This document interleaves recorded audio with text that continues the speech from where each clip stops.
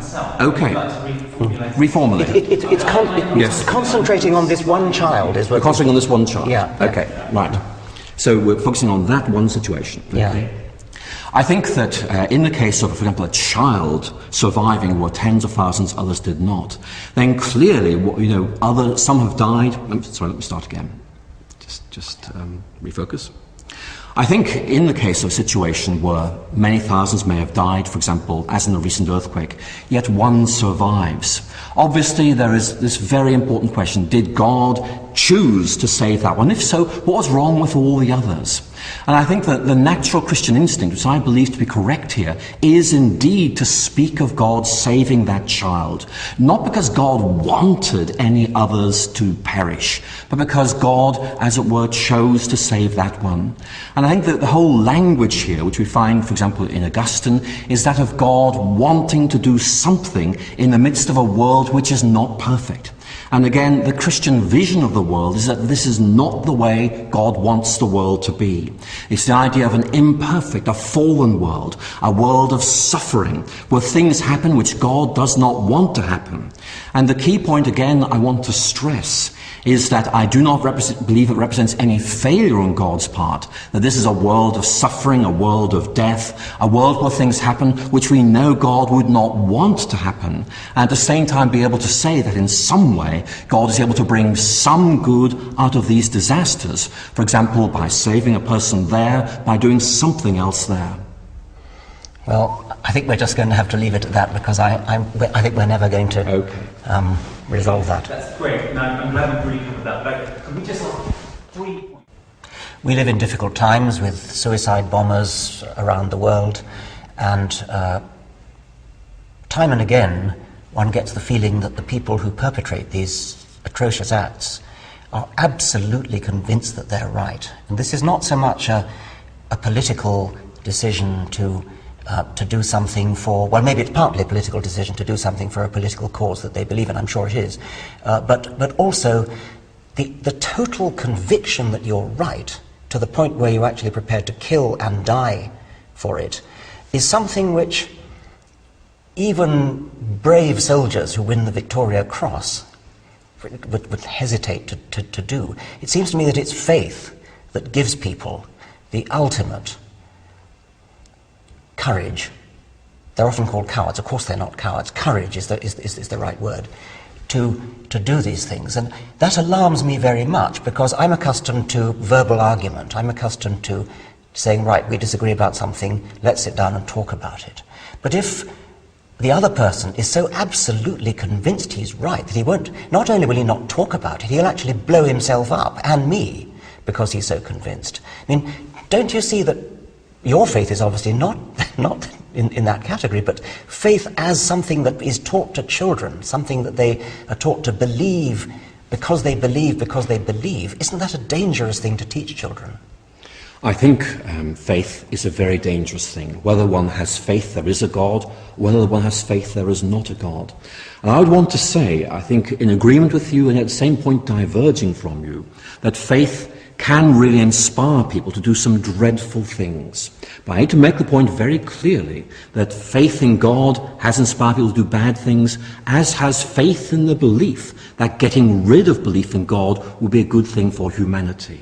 And I think there's perhaps something more true about human nature here than specifically about religion. I think that one of the things I see in human nature is that a worldview, an ideology, can inspire great acts of generosity, or indeed great acts of charity, and also great acts of violence. I see that in religion. I see the great acts of charity. I'm grateful for those. I see acts of violence which I deplore. But in fairness, having studied atheism during the 20th century, I've seen both things there as well. I think the real question we're confronted with as human beings is simply, if worldviews do inspire people, can we please make them do good things instead of using violence? And maybe I'm just dreaming there, but it seems to me there's something about human nature which makes us go and do bad things in the name of something that might possibly be very good. Yes, I mean, I think we largely agree there, and I think I would only add that faith itself, I would want people to say, I might be wrong.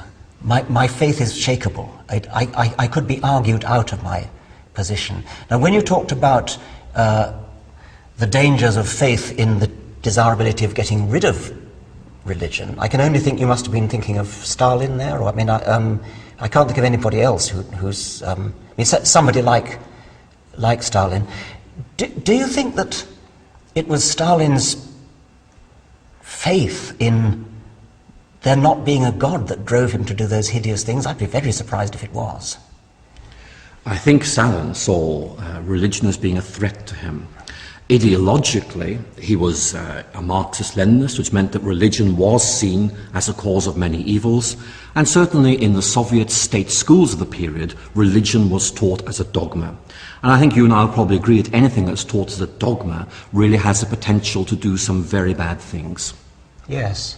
I think it's a little bit unfair on atheists to blame them for Stalin, and still more for Hitler, who actually wasn't an atheist.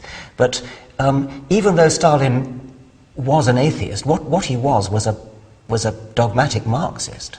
I sort of feel it's rather incidental that he happened to be an atheist, whereas it's very much not incidental that the suicide bombers are religious. They really believe that it's the will of God that they should do it. They really believe that if they die as martyrs, they will have a fast track to paradise, which must be a terrific incentive if you believe it, as they undoubtedly do. I mean, the author Sam Harris made the rather clever point, I thought, that it's easy to understand what's going on in the world. All you have to do is realize that these people he's talking about, Osama bin Laden and similar people, they really actually believe what they say they believe. And once you can grasp that, everything else follows. I think the atheist critique of religion for doing violent things was very easy in the 19th century. You look back at the Spanish Inquisition and things like that.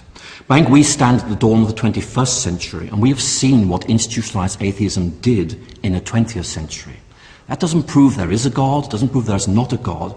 I think it simply proves that as human beings, we need to be intensely responsible about any ideology and its impact on the way in which we live. There need to be limits, and I think that's one of the most important outcomes of our discussion this morning. Yes, I agree with a lot of that. I must object once again to the phrase institutionalized atheism. I mean, Stalin was pushing institutionalized Marxism. He happened to be an atheist. Hitler was pushing, well, goodness knows, I mean, some sort of vague sub-Wagnerian private religion of his own. He never actually formally renounced his Roman Catholicism, and he sometimes invoked it in his more virulently anti-Semitic speeches. But I wouldn't wish to claim Hitler was religious, nor would I wish to claim Hitler or Stalin were institutionalized atheism. It is certainly true that there are other ideologies which have caused hideous deaths and destruction and torture and are deeply, deeply evil. Faith in the wrong hands is to be added to that list. Atheism is not, because it was incidental to what Hitler and Stalin did, not a deeply integral part of their worldview. I hear your objections to the phrase institutionalized atheism, but in response I would want to say that atheism is not a sort of add-on belief for a Marxist. It's core. It's a central explanatory theme, and also leads to the Marxist program of wanting to eliminate religion by force when it did not decline as the theory said it would. So we may have a difference here about what words we use, but I would simply want to say again that the history of the 20th century shows that even atheism, which can be benign, even positive in some contexts, can end up mimicking the worst of religion in its certain contexts. And therefore, again, I say, the real issue is human nature. When we see a worldview that inspires us, that makes us think we must do something, sometimes we do some very good things, but I'm afraid history suggests also we do some very bad things. Yes. Perhaps we might invoke George Orwell and the idea of the thought police and thought crime. When society chooses to police actions like thieving and murder, then that's part of the law that we all understand. We should, all of us, be very, very worried when society starts to police thought. And that, of course,